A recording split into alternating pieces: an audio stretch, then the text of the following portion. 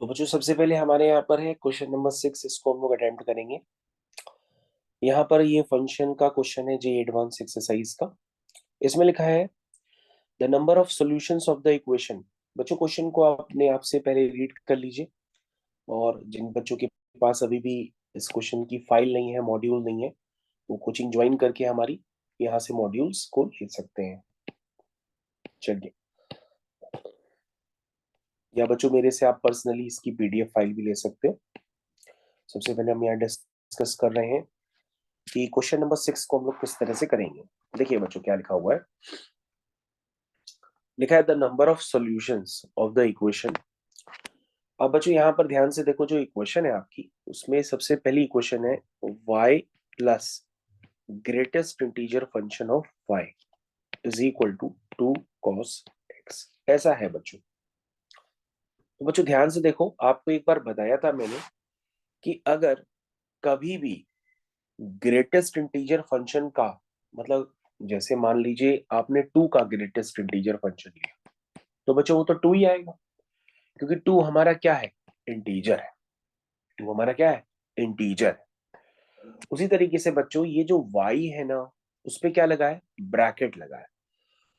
इसका मतलब ये वैल्यू क्या है, इसका वैल्यू, इसका जो भी रिजल्ट होगा वो एक इंटीजर होगा। आप ये बात समझ रहे हैं। देखिए बच्चों, हम ये समझाने की कोशिश कर रहे हैं कि इसका जो भी रिजल्ट होगा वो क्या होगा, एक इंटीजर होगा, क्योंकि उस पे ग्रेटेस्ट इंटीजर फंक्शन लग गया, इसका मतलब रिजल्ट इंटीजर होगा।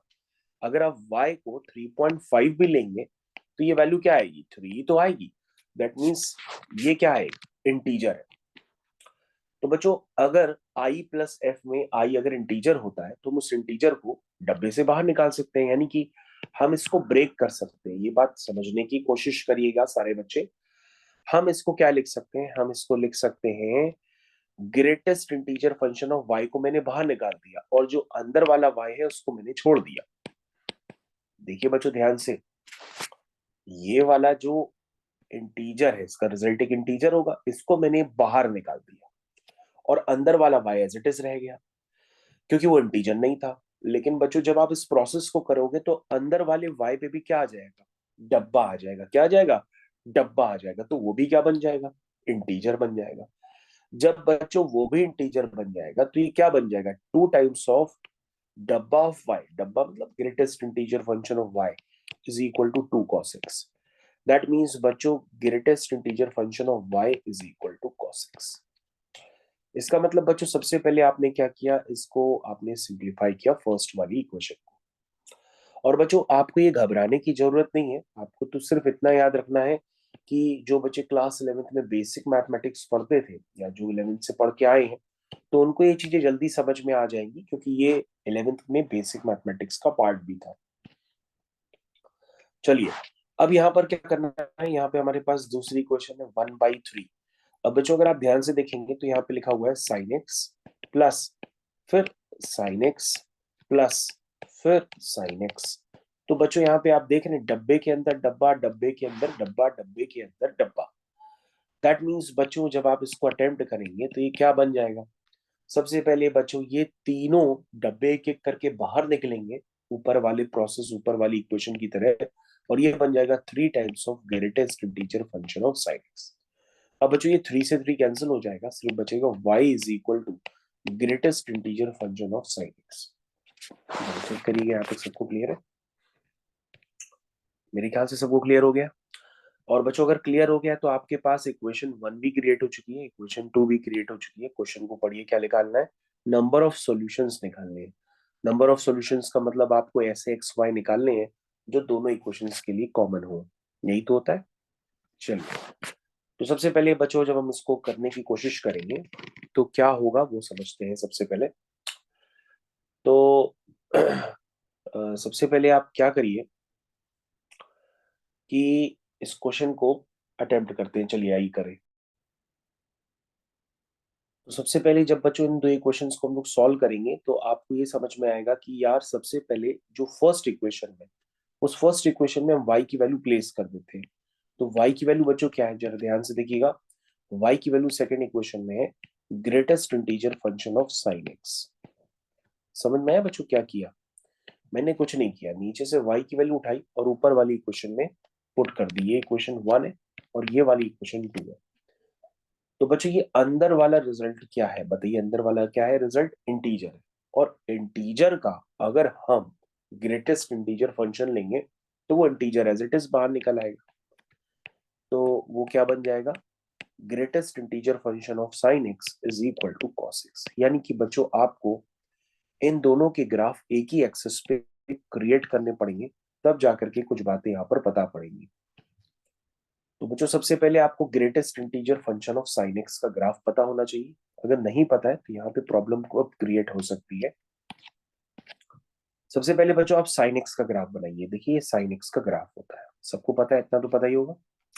यहाँ लिखते हैं आप 0, यहाँ π/2, यहाँ पाई, यहाँ 3π/2 और यहाँ 2π। चलिए बच्चों स्टार्ट करते हैं। सबसे पहले ये जो ग्रेटेस्ट इंटीजर फंक्शन है वो साइन एक्स पे लगा है। और बच्चों साइन एक्स कहाँ पर है? ये ब्लू वाला जो ग्राफ है ना आपका, ये जो ग्राफ है यही है बच्चों साइन एक्स। तो आपको बच्चों साइन एक्स को रीड करना है, तो रीड करना स्टार्ट करिए। सबसे पहले बच्चों साइन एक्स कहाँ लाई करता है? 0 से 1। क्या आप सब समझ पा रहे हैं?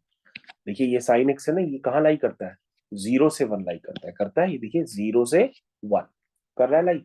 जब ये 0 से 1 लाई करेगा तो अगर हम उसका डब्बा लेंगे तो वो क्या आएगा? जो कम वाला होगा, दैट मीन्स क्या आएगा? 0 आएगा। तो जब साइन एक्स 0 से 1 की वैल्यू बीच में लाई करेगा तो उसका ग्रेटेस्ट इंटीजर फंक्शन क्या आएगा? y = 0। और बच्चों π/2 पर क्या होगा? साइन तो एक इंटीजर वैल्यू 1 लेता ही है, तो π/2 पर उसकी वैल्यू 1 होगी। तो हमने उस पे डॉट बना दिया। उसके बाद ये वैल्यू बच्चों क्या लेगा? 1 से 0। 1 से 0 होगा तो फिर से हम उसका ग्रेटेस्ट इंटीजर फंक्शन लेंगे तो वो 0 आ जाएगा। क्या बात समझ में आई? ओके। जब हम 0 से -1 जाएंगे तो उसका ग्रेटेस्ट इंटीजर फंक्शन क्या आएगा? -1 आएगा। और 3π/2 पे तो इंटीजर है ही, तो हम उसको इंक्लूड कर लेंगे।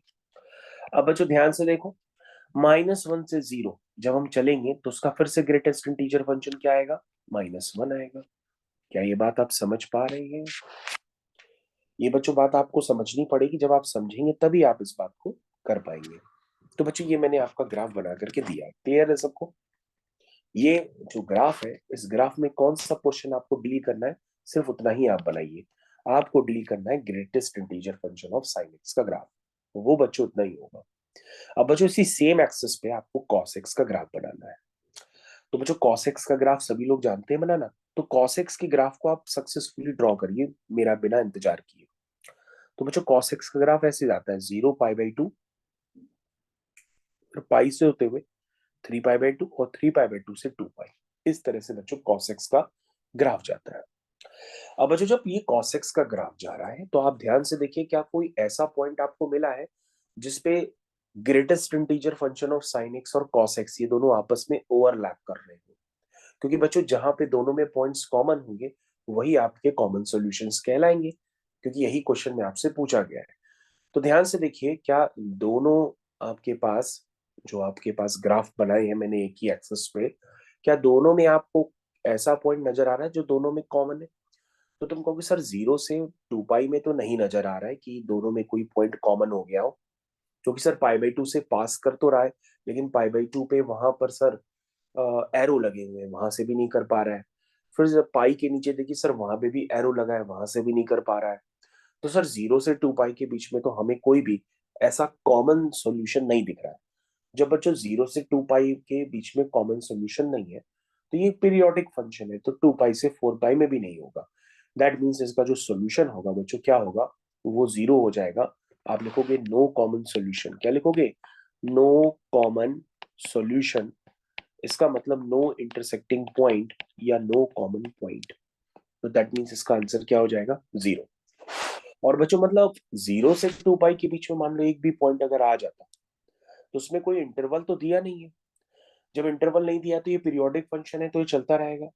यानी कि खूब सारे इसमें पॉइंट्स आगे रिपीट होते रहते।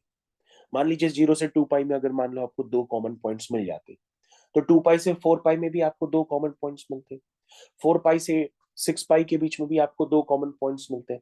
ऐसे करके ये पॉइंट्स बढ़ते चले जाते, तो ये इनफाइनाइट नंबर ऑफ सॉल्यूशंस की तरफ जाता। तो बच्चों यहाँ पे कोई इंटरवल तो दिया नहीं है, तो हम पहले ही इसमें समझ गए थे या तो आंसर इसका 0 होगा या तो इसका इनफाइनाइट होगा ड्यू टू पीरियोडिक फंक्शन। तो अभी तो बच्चों एक भी सॉल्यूशन नहीं मैच कर रहा है, इसलिए इसका आंसर कैसा होगा, 0 होगा। आई होपफुल आपको समझ में आ गया होगा, ये काफी सारे बच्चों को समझ में नहीं आया था। तो बच्चों जरूर से जरूर वीडियो को लाइक करिए और सब्सक्राइब करिए और ज्यादा से ज्यादा इसको शेयर करिए। Thank you.